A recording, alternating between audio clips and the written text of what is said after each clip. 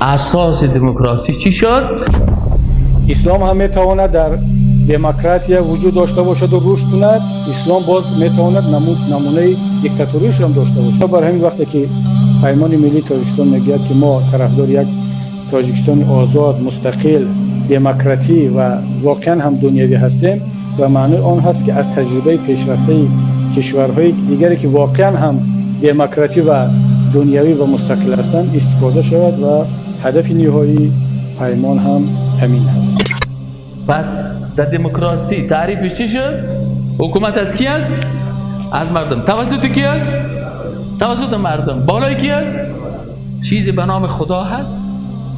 چیزی به نام کتاب آسمانی هست؟ نه.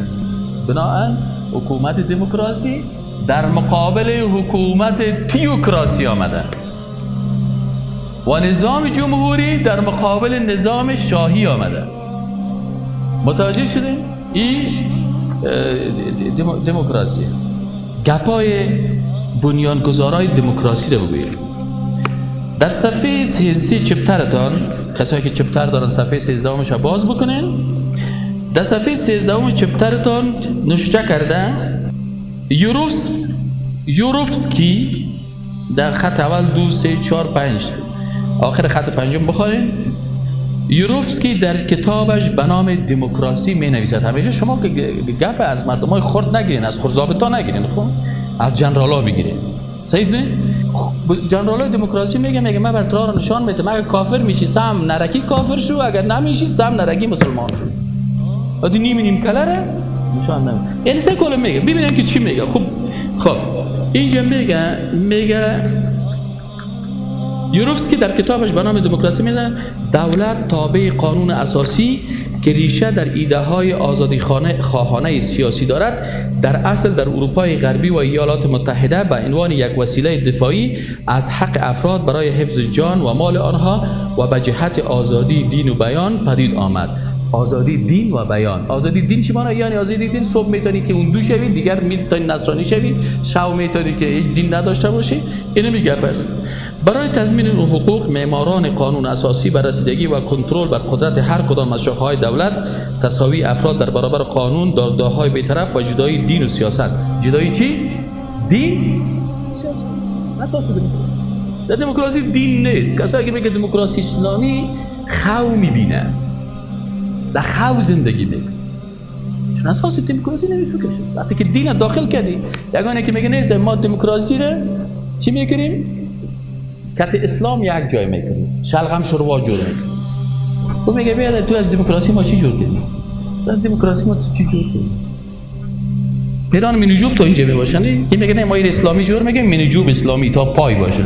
میگه خب مینیجوب نشد. مینیجوب یعنی که از ران چی باشه؟ بالا باشه. هر کس اصطلاح خدا داره.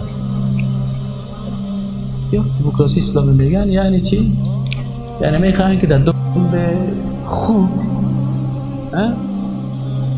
دنبه گوسفند بست. خوب گوسفند میشه؟ خوب گوسفند نیست. نه دنبه چند روز بعد گنده میشن بفته. اما خوب انسانی که به نام خدا هست یا علیاذ اصطلاح خدا هست میگه یارو باید کلشان تسلیم چی بسازیم؟ تسلیم جامعه بسازیم و مردم یا زیر دست کی باشن؟ زیر دست مردم باشد. خب هابس، لاک و بنیانگذاران امریکا همگی به این نظر موافق بودند. این شرط اصولی و حیاتی یک جامعه مدنی است که بدون آن این جامعه نمیتواند وجود داشته باشد. خلاصه ایاره که تمام نظریات از اینا را بخوانین. مثلا در صفحه 14 کتابتان بین مؤلف آموزش دانش سیاسی می نویسد دموکراسی قرن 20 حاصل لیبرالیسم قرن 19 است. البته لیبرالیسم قرن 19 خود ریشه در افکار هیوم میل و روسو دارد. خب بین حال گپ سر از این بزنیم که اساسات دموکراسی چی هست. دموکراسی دو اساس فکری داره و دو اساس تطبیقی داره. یعنی 4 اساس داره، 4 پایه داره. دو اساس فکری داره و دو اساس تطبیقی داره. دو اساس فکریش چی هست و دو اساس تطبیقیش چی هست؟ اول اساس فکریش ای است زمینی بودن قانون. اول اساسش چی است؟ خودتان نبره بلند بگوین. اول اساسش چی است؟ زمینی بودن قانون. چی معنی؟ یعنی در دموکراسی قانون باید زمینی باشه. چیزی به نام قانون آسمانی را قبول و این قبل از این است که به کشورهای اسلامی دموکراسی سرایت بکنه. این غرب ما و شما میکنیم. ما هنوز از نگاه اسلام پیش نامدیم، اما نظریات از اونا را در غرب میکنیم. پس اساس نظر دموکراسی چی است؟ اولش چی است؟ زمینی بودن قانون. یعنی اونا گفتن ما چیز را به نام قانون آسمانی که تورات است یا انجیل است یا کلیسا هست یا پاپ است یا کشیش است قبول نداریم. این اساس اول دموکراسی.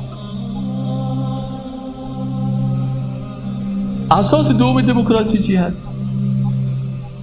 اساس دموکراسی عدم موجودیت معیار مطلق. معیار مطلق چی رو میگن؟ یعنی اخلاق مطلق وجود نداره. در دموکراسی هر کس اخلاق خودش تعیین میکنه. مثلا میگه تو به نظرت لباس پوشیدن چیز خوب است؟ مطلق نیست، معیار مطلق وجود نداره. پیش تو لباس پوشیدن اخلاق است، پیش ما بی لباسی اخلاق است. تو گپ خود سرمد نپر تو، ما گپ خود سر تو نمیپر تو. اگر برش بویی که در دین ما حجاب است، میگه ما خود اول گفتیم که قانون چی است؟ قانون زمینی است. ما خواهد اول در تعریف برد گفتیم که حکومت از کی است؟ حکومت مردم است، توسط مردم است، برای مردم است. پس وقتی که نماینده‌های پارلمان هر چی که گفتن گپ از اونما قانون است. از این خاطر پارلمان میتونه کاملا حجاب حذف کنه. از این خاطر در فرانسه به اساس قانون اجازه نمیده که زنای مسلمان لباس حجاب بپوشه. بگی اینجا پارلمان فرانسه که نماینده مردم است فیصله کردن که قانون فرانسه باید چی باشه؟ زن باید به حجاب باشه. پس این زنی که در فرانسه نه چادر میپوشه، این در حقیقت ضد قانون است. او رو مجرم قرار میده و از او خاطر محکمه او رو چی میکنه؟ او رو در مقابل حجاب پوشیدنش جزا میده، از پیشش پیسه میگیره. پس دوم اساس دموکراسی چی شد؟ عدم موجودیت معیار مطلق. زنا پیش تو میگه بد چیز است، مگه پیش من بد چیز نیست؟ اگر یک پسر یک دختر جور آمدن، ما مخالف چیز هستیم، همین تجاوز جنسی. اما اگر دو نفر با هم جور آمدن چی میگه مشکل داره؟ دموکراسی اجازه میده. هم جنسگرایی در پارلمان وقتی که فیصله کرد که هم جنسگرایی باشه، دیگه تو چرا بخیلی میکنی؟ تو که میای میگی والا در قرآن ما هست. ما خواست اول برات گفتیم که دموکراسی چیه؟ حکومت مردم توسط مردم برای مردم. کی گفتیم حکومت قرآن؟ ما گفتیم میتونه. از این خاطر وقت ما در هندوستان رفتیم، استادای پانتون کلگی شیشته بود در هندوستان، در سر میزت میره بوتلای شراب میمونه. یکی از استادای ما، یک استاد است همینجا در پانزه علوم اجتماعی پانتون کابل است. کسایی که در پانزه علوم اجتماعی هستن بوهان زدران میشناسنشن. بوهان زدران خیس برش گفت که اما معاون علمی پانتون گفت ما استاداست مسلمان هستیم، سر میز ما شراب نمانین. ما در دعوت‌هایتان میگیم که سر میز ما شراب نمانین، شراب ما نمیخوریم. او برای ما گفت گفت قانون ما دموکراسی برای ما شراب حلال ساخته. شما که نمیخورین کار شخصی تان است، اما ما از قانون خود تیر. پس کسایی که میگه دموکراسی عادی از دموکراسی را که از همین خاطر مردم میگن که کسی که میگه دموکراسی را من از الف تا به یا قبول دارم کافر میشه. چرا کافر میشه؟ به خاطر که مسلمان میگه که لا اله نیست هیچ کسی که ذاتش عبادت شود و شریعت و قانونش تطبیق شود الا الله. صحیح نیست؟ دموکراسی میگه که ما اینمی جمله طور که هیچ کسی نیست که قانون و شریعتش تطبیق شود ما این قبول نداریم.